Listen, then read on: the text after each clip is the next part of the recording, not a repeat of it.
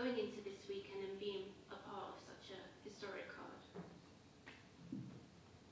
I'm a very happy man because I started MMA in 2019, late 2018 to practice, and I turned pro very early in 2019, setting a long-term goal of taking less than 2 years to go to the UFC. It took me 2.5 years, and I'm a happy man because at the same time the world of MMA shook up the world, especially France, with the UFC and the MMA getting bigger and bigger, and the getting legalized in France.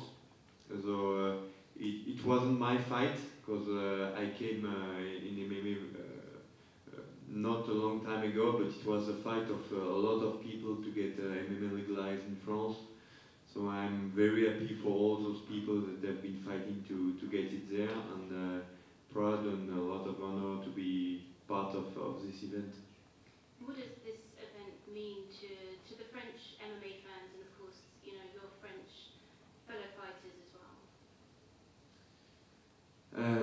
MMA is now very popular for young people in France, so with the visibility of the UFC getting here and all the media being there, I think it's getting more and more popular, all age in France right now. So yeah, it's great, and for all the UFC fans in France, they are very happy about it. We could see it yesterday at the live training we did in front of the public, and I think people are going to enjoy it, and I hope it will be as big as it is in London. Definitely. And of course you've had a change of opponent this weekend. You're now facing Gabriel Miranda. What did you think when you first heard that Christos was out of this fight? I was a bit unhappy because I consider Christos as a good gatekeeper. He has only been losing against top 15 or champions of the weight class, like Oliveira, Thiago Moises, Gilbert Burns, all those guys, and against he did a very tough fight on a split decision against Drakkar Klose, who just came in the top 15 of my division. So I wanted to test my skills against this guy, but you have to, getting injured is part of the job. We are doing it as a professional. It's you train as much as your body is giving you the opportunity to do. So injury is part of life and it's part of the fighting life. So I'm happy that I'm not the one that got injured, and then Gabriel Miranda is a tough opponent as well. So it will be a great fight. And what kind of adjustments have you had to make in terms of the change of opponent? The style are a bit different, but I had a very short camp, so I had to first off to concentrate on myself, on what I had to do to be the best version of myself I could be for this fight. And last week, the two last week, we did a bit change in terms of sparring partners to get something that is getting a bit closer to Gabriel Miranda instead of Christos Giagos. And Miranda he's making his UFC debut, so did you know much about him before this matchup? We were both part of Brave Combat Federation, with a good organization that the UFC is keeping an eye on, because a lot of fighters from the Brave, like Khamzat, are coming inside the UFC and are doing well. So I knew him, but I didn't watch him too much till I knew I had to fight him. I just know it's going to be the third time I'm fighting a guy that is training out of the CM system, out of Brazil. So it's great. We have a kind of a club fight inside the UFC with this Brazilian fighting team. And you both have most of your wins coming via submission. So how do you see this fight playing out? I I think it's gonna be a fight with a lot of engagement because of course we have both similarities in some stuff, but I'm going to do my job and to try everything I can to extend my winning streak and to get closer to a call out with the top 15 because UFC gave me a top 15 right away in the welterweight division. So there was an 8 kilogram difference with me and Elise. Now it won't happen again. I'm in my weight class, so I'm gonna do what I can to climb up the ranking and just to keep myself and to become something great in the lightweight division. And in terms of obviously you're both having, do you see this perhaps maybe taking place more on the feet? I'm a complete MMA fighter, so it will take place where I want it to take place, because this is the way I fight. I'm the pressure fighter, so we'll see what he can do against that. Maybe we'll weather the storm, maybe not, or we'll see. And what do you think you can expect to see from him on Saturday?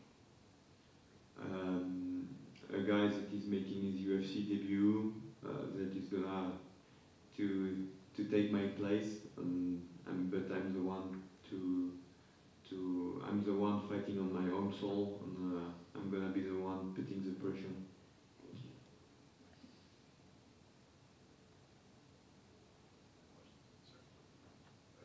Je sais que tu n'aimes pas forcément trop revenir sur ton combat avec Eliseu, mais aujourd'hui que ça fait un bon paquet de temps que tu as fait ce combat, est-ce que tu en ressors des points positifs? Parce qu'au final tu as tenu tête à un très bon combattant en 77 kilos, c'est pas mal, non? Ouais, c'est un combat qui m'a apporté beaucoup d'expérience. Je pense que je fais un très bon premier round, que je pensais prendre très honnêtement avec la pression et les takedowns. Après, les 8 kilos de différence ont fait que lutter avec un mec plus lourd et plus puissant, c'est fatigant. Étant donné que quand je fais le poids à 70, je fais le même poids que quand je combats à 77. Donc je pense être dans ma division. On savait que ça allait être dur parce que quand tu cuttes pas à l'UFC contre un top 15, c'est compliqué. Hein. Et Iseu, il tape très fort, il a beaucoup de KO. Il avait droppé, pour moi, il s'était fait voler contre Salikov, contre qui il a mis 2 knockdowns. Et pourtant, ils ont donné la split decision à Salikov. Donc pour moi, c'est un vrai top 15 de l'UFC en welterweight. Et je pense que j'ai prouvé que ça allait être compliqué pour les top 15 en lightweight. En tout cas, j'ai hâte de le prouver parce que aux entraînements et à mon ressenti avec tous les tops que j'ai tournés en 70, c'est pas la même chose qu'avec les tops en 77. C'est une KT où il y a 7 kilos d'écart, c'est pas comme les autres KT qui sont de 4 en 4, avec les 62, 66, 58, 70. Après, il y a direct 70, 77, donc ça fait des gros écarts. En termes de puissance, non, j'ai juste hâte de trouver ce niveau d'opposition, mais dans ma catégorie de poids pour pouvoir vraiment me tester et pour pouvoir me tester au même niveau de poids et avec des compétences égales. Là, je suis vraiment concentré sur Gabriel Miranda parce que le prochain test, c'est lui. Et au niveau de la concentration, justement, on sait que tu t'es marié donc, le week-end dernier, félicitations. Est-ce que tu veux quand même réussir à rester concentré sur ce prochain combat? Alors, j'ai la chance de pas que avoir eu la vie de combattant professionnel et d'athlète comme expérience de vie. J'ai été dans les forces spéciales pendant 5 ans, donc je suis capable de mettre mon cerveau off, de switcher d'un domaine à un autre. Donc en fait, j'ai switché en mode mariage pendant 72 heures et je re-switch en mode God of War quand il faut, donc il n'y a aucun souci là-dessus. Benoît ici. Est-ce que tu penses qu'avec cette soirée samedi, le MMA en France du moins va franchir un nouveau cap pour installer définitivement en fait, le MMA dans notre pays? Clairement, l'UFC, comme j'ai dit à beaucoup de médias, c'est le joyau de la couronne, c'est l'organisation numéro 1. Je pense que les gens qui disent je veux pas aller à l'UFC, c'est des menteurs. Tout le monde veut aller à l'UFC et veut y arriver à un moment donné dans sa carrière. C'est un objectif pour un combattant de MMA. Et parce qu'en fait, la visibilité que te donne l'UFC est outrageusement au-dessus de toute autre organisation. Donc te fait passer dans un autre monde directement, même si les qualités sportives peuvent être très bonnes ailleurs également. Mais clairement, l'avenue de l'UFC, ça va donner goût en fait au grand public français méconnaissant du monde du MMA. Il y a beaucoup les jeunes, on va dire les 15-25 ans, qui connaissent le MMA parce qu'ils ont grandi avec les médias, avec les TikTok, Instagram et autres choses dans ce style-là, qui font qu'ils ont eu accès à ça. Maintenant, les plus de 25 ans, ils n'ont pas forcément la même vision du monde et la même vision de ce sport. Et le fait que des grands médias comme RMC, France 2, enfin des très gros médias vont intervenir sur cet événement, bah, ça va rendre ça populaire, je pense, à un plus grand nombre. Bonjour Benoît, je suis ici pour la sueur. Hier à l'Open Workout, tu as déclaré devant la foule qu'il y aurait de la sueur et du sang pendant ton combat. Est-ce que tu nous prévois une guerre pour satisfaire le public français sur place? Bah écoute, ma manière de combattre, elle est comme ça. Pour le moment, on ne change pas du jour au lendemain. Donc, j'ai vu que c'est un combattant aussi qui aime mettre la pression. Donc forcément, deux mecs qui aiment mettre la pression, on va voir qui va couler le premier. Ça reste du sport de combat, donc tout peut arriver. Hein. On l'a vu avec Leon Edwards contre Ousmane. D'ailleurs, c'est une combinaison que j'apprécie beaucoup. Mais ouais, voilà, c'est un sport où il y a toujours un but en or. Peu importe à quel moment du match, il y a toujours un but en or. Donc tout peut arriver, mais on a deux styles de combattants qui mettent la pression, donc je pense que ça va être explosif dès le départ. Bonjour Benoît, sur ton dernier combat contre Stolz et globalement sur l'ensemble de tes combats, tu aimes aller au sol. Là, tu as un spécialiste du sol face à toi. Est-ce que ça va te forcer à rester debout? Bah, comme j'ai dit, je suis un combattant plutôt complet. Après, effectivement, le dernier profil que j'ai affronté, c'était un pur striker où on avait identifié des faiblesses dans le domaine de la lutte et du sol. Il avait un bon sol, mais il n'avait pas une bonne lutte, on va dire. Donc j'ai exploité ça, ça a fonctionné, donc il n'y avait pas à changer de stratégie. Donc là, la stratégie, c'est de faire mon jeu, en fait, c'est-à-dire de mettre la pression. Moi, j'aime tester les mecs dans tous les domaines, comme j'avais pu le faire contre Eliseu, voir où c'est que je peux le noyer, et essayer de le noyer dans ce domaine-là. Hein. Je ne suis pas le meilleur striker, je ne suis pas le meilleur grappleur, je ne suis pas le meilleur lutteur, mais je suis un combattant de MMA complet qui a un gros mental. Donc je vais aller chercher la facilité là où elle est. Et je suis capable de me faire mal pour aller la chercher. Bonjour Benoît, David, RFI. Je vais vous poser la même question que j'ai posée à Nassourdine. Il n'y a peut-être jamais eu autant de combattants français à l'UFC. Comment est-ce que vous voyez ça? Est-ce qu'il y a plus de talent qu'avant?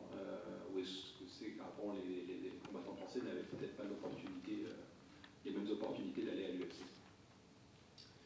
Alors, en partie, c'était plus dur, je pense, avant la période.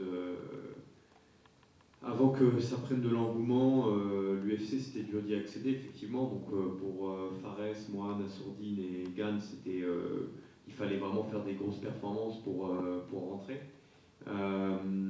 Aujourd'hui, effectivement, il va y avoir un intérêt supplémentaire, notamment là, ça a permis de faire rentrer des locaux comme Will Gomis qui est rentré, et c'est super. C'est un mec qui a le niveau pour l'UFC, et le fait que l'UFC vienne en France lui a donné l'opportunité, tout comme ça a donné l'opportunité à Fares de re-signer. C'est quelque chose qui va donner un supplément d'âme et un bonus aux fighters français méritants. C'est vrai que l'avant, c'était vraiment compliqué de rentrer à l'UFC. Ça le reste, hein, ça le reste, mais je pense que ça va faciliter en partie les choses. Après, c'est vrai qu'aujourd'hui, le MMA en France, il se développe. Moi, je le vois, ça fait 2-3 ans de suite que je fais des camps en Bulgarie avec la Bulgarian Top Team, qui est mon équipe de management. Et il y a de plus en plus d'amateurs, en fait. Il y a de plus en plus d'amateurs qui ont un bon niveau, parce qu'il y a de plus en plus d'amateurs qui font du MMA en compétition. Je pense qu'on va voir les championnats de France amateurs évoluer de plus en plus, et on va voir effectivement des fighters sortir un peu de nulle part, parce que plus de monde qui pratique, donc ça sortira forcément plus de monde à haut niveau. J'en suis convaincu, et c'est ce qui est en train de se passer. Merci à tous.